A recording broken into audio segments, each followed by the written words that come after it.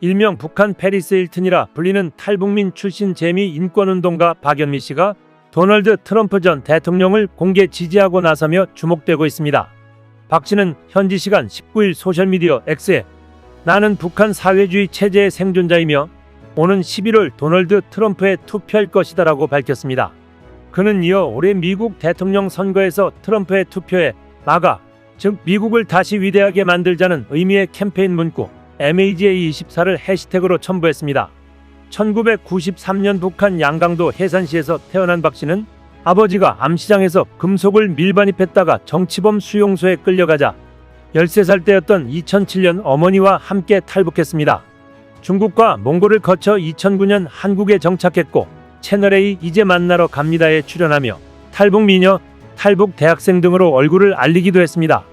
동국대 경찰행정학과에 진학해 공부하던 박 씨는 2014년 아일랜드 더블린에서 열린 세계 젊은 지도자 회의에서 북한 내 인권 유린의 실상을 다룬 연설로 주목받았습니다.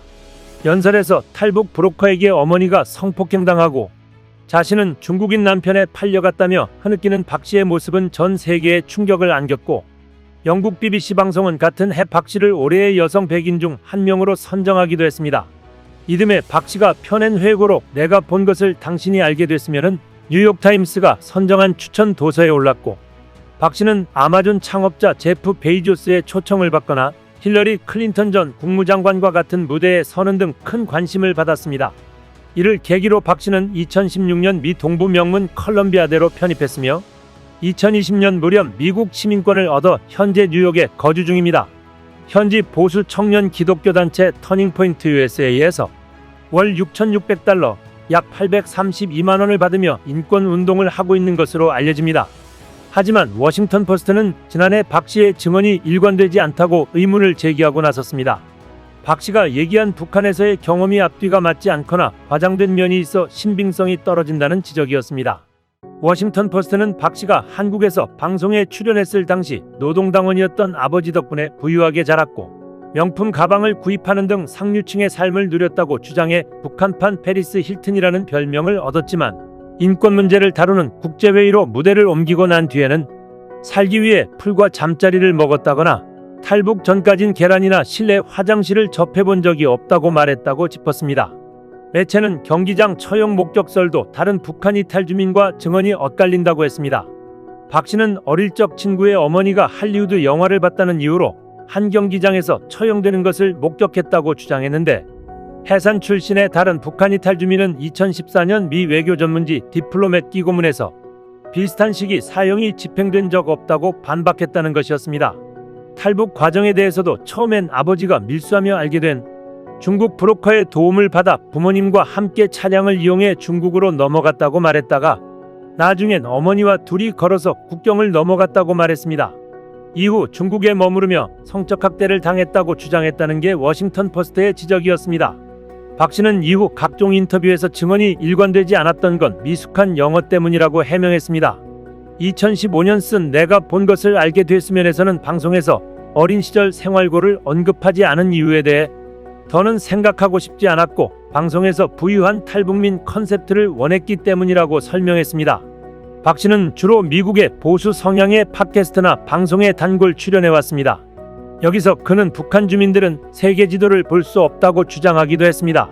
이외에도 북한에서는 집단주의 때문에 나란 단어가 없다거나 나 대신 우리를 쓴다고도 했습니다.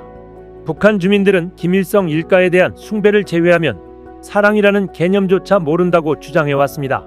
이에 워싱턴 포스트는 북한 전문가인 안드레이 란코프 교수를 통해 초등학교 교과서에 세계지도나 산수가 버젓이 포함되고 있고 나 대신 우리를 사용하는 경우는 한국 특유의 수사법 때문이라고 반박했습니다.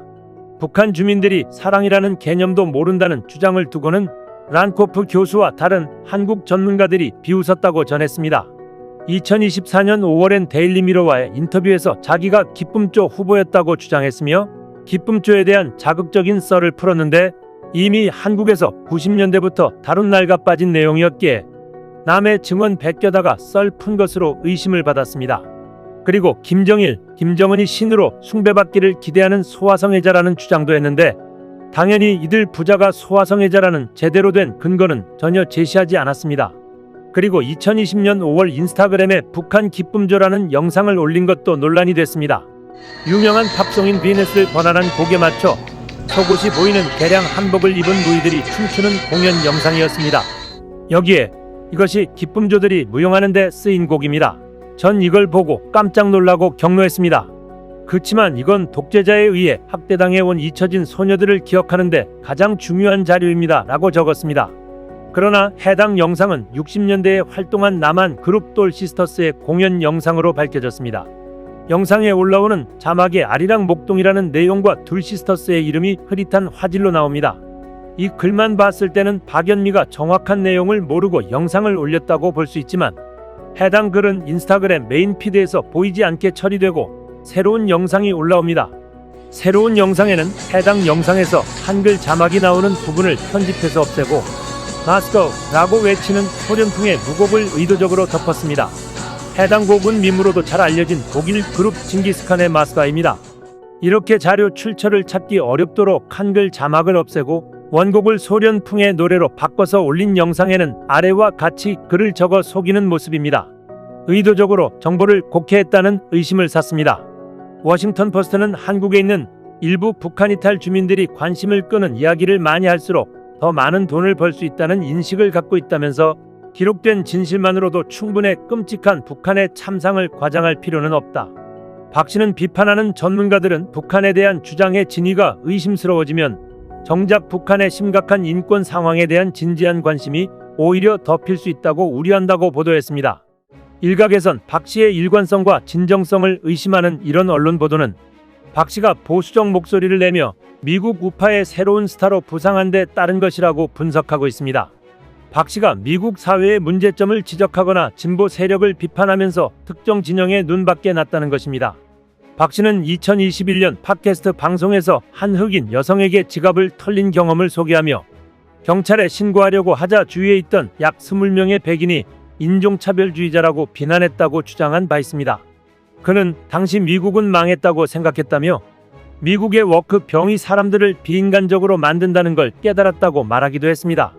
워크병은 이른바 정치적 올바름을 지지하는 이들을 비꼬는 단어입니다.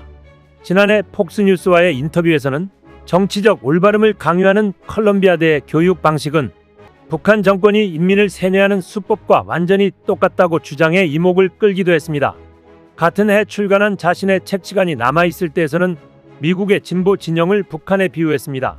이후 미국의 대표적 진보 매체인 NIT는 미 우익으로 전향한 북한 반체제 인사라는 제목의 기사에서 과장과 불안을 조장하면 보상을 얻는 미국 정치 풍토에서 수익성 있는 틈새 시장을 찾았다고 박 씨를 평가했습니다.